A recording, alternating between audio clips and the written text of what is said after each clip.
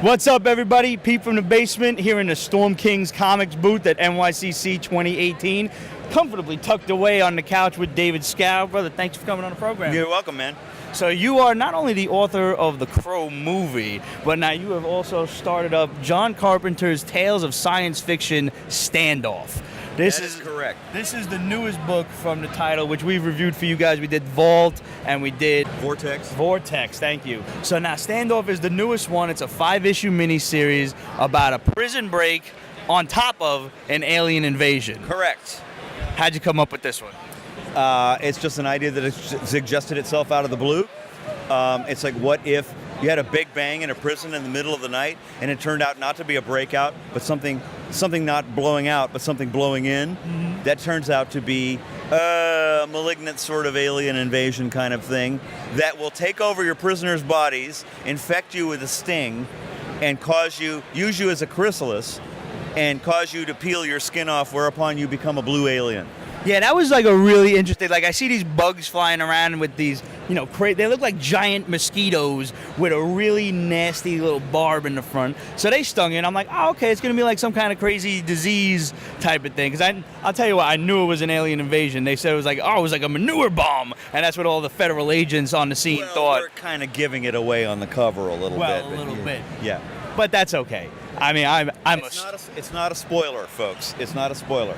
I'm just a trained detective. Yeah. I figured it out by like issue, by page like 7 or 8 or so. You're jaded now, right? Not at all. Okay. So then I really appreciate the skin ripping thing. I was not expecting that. I figured they were going to get sick, maybe be zombified or something. And then when they peeled the skin off and they started running around like little glowing blue aliens. Yes.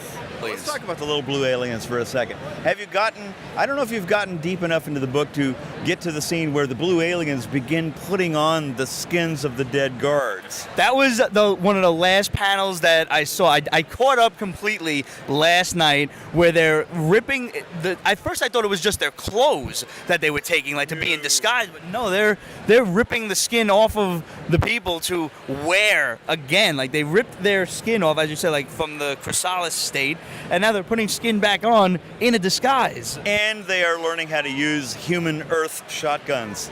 That was like the last thing that just like strapped, like, all right, let's go kill these guys. They learn, they evolve, and they're kind of out of balance because they just sort of got here and they don't quite know how to relate to the planet or anything. So they're learning as they go, but they learn really fast. And apparently they've been here before, because now there's this other dude that has been on the run from the government who found these things and was trying to go public, and naturally the government just ruined his whole fucking life. That is correct. A couple of government phone calls. They made this guy into a tinfoil hat wearing wacko. They made it impossible for him to even buy groceries or anything. They ruined his life, basically, to discredit him, to cover up the first time that there was an encounter with these things. And now they need him back. I'm very anxious to see what happens in issue 4 and 5, because now you've got the squirrely little escaped convict who is going to lead this guy back into the prison. Shoots. I mean, is there a Shoots and Ladders joke here that he's the guy that escaped or anything? Shoots is actually a nickname from an old noir movie, a pre-noir movie from the 30s, which was a nickname of some, lesser gang member guy. And I'm going, this is too goofy not to use again, so let's call him Shoots. All right. So where we leave off is now they're trying to sneak this guy back into the prison. Why, we don't know. He's just like, he looks like an accountant with hipster hair, and he has some sort of secret plan to defeat these aliens. Here's the deal, Pete. Here's the deal. It's like when the wings of the prison caved in. Some of the prisoners got out through the back side, right, but most of the prisoners were trapped in their cells. Shoots was one of the guys who got out and just decided to take a walk. He knows the back door, the way in, to get the government people and the other people in for one last look at the aliens before they firebomb the whole place. Right. Because that will be the inevitable. They actually can be hurt. You can kill them with our standard guns and stuff, which was, probably fortunate. You'll see one get his head ripped right off. Oh, that's going to be awesome. All right, so besides this, do you have anything else coming up on the horizon? Well, we have, just for Storm King alone, we do Tales for a Halloween Night every year. product placement. Thank you. You're welcome. And I've been in every issue of Tales so far, and I'm in the new issue of Tales. We're working on a follow-up series. Actually, we're trying to keep the same team together that drew, illustrated and lettered and everything. The Standoff, trying to keep them together for another 5-issue series, which we're still working on. And we might even do a spin-off. Sandy suggested a spin-off, like a 1-issue spin-off from a character that was in my story in Tales for Halloween Night 2. Volume 2. I picked that one up yesterday, and we'll have a review for you on The Basement very soon. There's my small press publisher, Subterranean Press, who does all of my short story collections, picked up my orphaned crime novel, which is called The Big Crush, and that'll be out in February.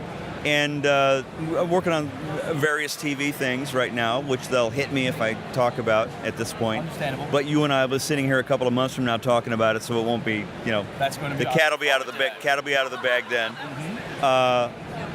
Weirdly enough, I just finished doing a bunch of audio commentaries for the second season of The Outer Limits, the original series, the Blu-rays that are coming out. Oh, cool. I was sort of the ringmaster of the commentators for season 1, which came out in March, and now we're doing season 2. We're wrapping it up, but that's like, in order to herd all these cats, to get all these supplements and commentaries and stuff done, for the 7 or 8 people on the planet that are still interested in this antique TV show from the 60s, right? Herding all the cats, that's like 400 or 500 emails, just to do it. Did you get this? Can you send it again? Can you send it again is a very popular one, by the way. But I don't want to go through my email to look for it. No. But it's an immediate thing. I love doing commentaries. Frequently, I'm not an engineer, I'm kind of an amateur, so you run out of time when you're doing a commentary, and you realize you have a couple of minutes left. So near the end of some of my commentaries, it sounds like I did a huge rail of coke. Talking and fast forward. No judgment here. I just did an audio commentary for the Blu-ray release of Straight Jacket, the William Castle film with Joan Crawford, from the early 60s. I'm a talking head in Steve Mitchell's documentary King Cohen, which is about Larry Cohen. Okay. New York boy, born and bred, independent filmmaker personified, who I was fortunate enough to have shoot a TV show of mine about 10 years ago. He shot an episode of Masters of Horror. I love that show. That I wrote. Which one was yours? The one that Larry shot was called Pick Me Up. Okay. It was basically the story of a hitchhiker who kills everyone who picks him up, gets picked up by a guy who kills everybody he picks up. Okay, yes, I do remember that one. And Larry, who's a splendid director, turned to me on the set in Vancouver and he said, this is the first thing I've ever directed that I didn't write myself. And that was a huge compliment, man. That's cool. That's all. I loved Masters of Horror, man. I remember that episode. So now there's a whole documentary about Larry Cohen, because this is a guy who would just go steal footage, man. There's a parade out on the middle of Fifth Avenue. He would say, "Get a camera, go into parade," and they dress Andy Kaufman up as a policeman, and they put him in the parade, and he pulls out a gun and shoots the guy.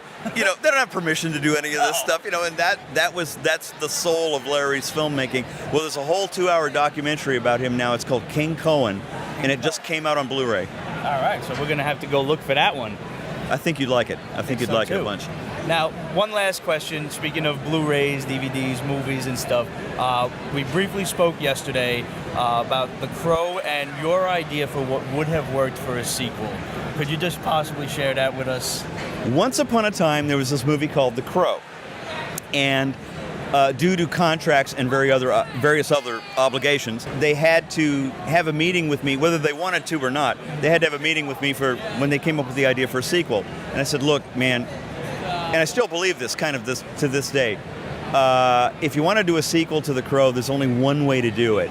And that would be, for those of you familiar with the movie, the little girl in the first movie, I said, she grows up deluding herself that this thing about her friend coming back from the dead to avenge the people who killed his fiance and everything.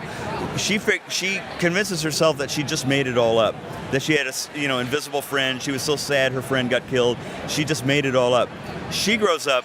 She gets killed, and the same thing happens to her, and she realizes it was all for real. I think that's how you could do it. It's very close, actually, it's close in form to a comic that Dark Horse did called Ghost. I don't know if you remember that one or not. I think I do, yes. It had sort of the same that was the shape. Woman with the white hood. That's right. It had sort of the same shape as Ghost, but it wasn't, they weren't related in any way. It's just a thing that reminded me of that idea, which was never done. Actually, the closest that anybody ever got to that idea was the guys who did the porn version of The Crow. What was that called? The porn version of The Crow was called Phoenix Rising. And that's an acceptable title. And if it was around 1995, and if you look it up online, you can see the cover for Phoenix Rising, which has a woman in the Crow makeup, the white face with the black lines, in skin-tight PVC from head to toe, holding 245s. That would have been the poster for the sequel right there, man. That's awesome, man. So guys, right now the Standoff issues 1 through 3 are in stores. You can also probably order yourself some on Storm King Comics if you go online. I'm not certain, but I'm just going to take a guess because you're going to get everything. Yes, you can. There you go. All you have to do is point and click, man. Yeah, that's all you got to do. If not, you can always head on anyonecomics.com and ask our boy Demetrios, and I'm sure he can hook you up at our Peach Basement discount. So guys, make sure you pick up The Standoff from John Carpenter's Tales of Science Fiction. Issues 4 and 5 will be out very soon. David, thanks for coming on the program, man. Thanks, Pete. Thanks a bunch. Thank you, guys. Enjoy the rest of the show. We'll see you later.